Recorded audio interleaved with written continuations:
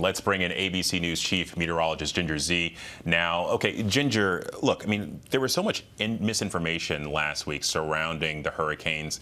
Were Hurricanes Helene or Milton at all modified? The answer to that is resounding no, not modified. And there was a lot of misinformation, and I can understand why.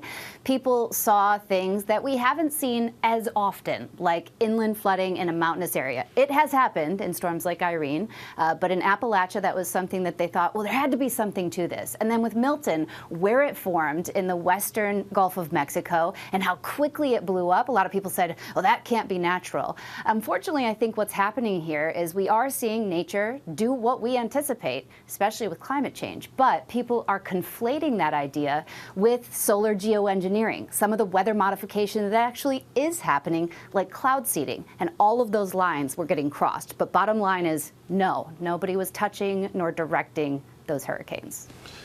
Ginger, you just brought up cloud seeding for us regulars. I mean, what does that actually mean? Yeah, and I did a story a couple of years ago on this because even when I was in school for meteorology, cloud seeding wasn't new. We have been experimenting with and utilizing cloud seeding for decades. Basically, cloud seeding is taking silver iodide, say, and taking a snowstorm that's already snowing and then pumping it up a little, giving it a little caffeine or steroids. Basically, you put in silver iodide. You can do it by the air, and we've seen the airplanes that can put that silver iodide in one singular storm. Or you puff up with what's called a ground cloud seeder. And I have pictures of those. I think they'll be sharing those in a moment. But basically, that little particle goes up, and it acts like a magnet for the water droplets to make more snow. You cannot create a snowstorm. You definitely cannot direct the snowstorm. All you can do is get that snowstorm to snow a little bit more. There was a project by NCAR called Snowy, and they showed, a couple of years ago that you could make 3 to 15% more snow. And so cloud seeding went from, I don't know really what it does, to saying, hey, it could help, especially in those western states that needed it in the Colorado River Basin when they needed it from the mega drought. So certainly something that is out there, it's happening, but it was not happening in Florida or the Gulf. It's all mostly in western states. And you can go on NOAA's website, and nothing's a secret. They've got all of those projects listed clearly. So not just forecasting the weather, sometimes we can actually make it, is what you're telling me. Ginger, one more before you go. While the hurricanes weren't modified, you posted that they were amplified by climate change. Can you explain the difference there? Yeah, we can't make weather, Alex, but we can bump it up with something like cloud seeding. It's just not done often.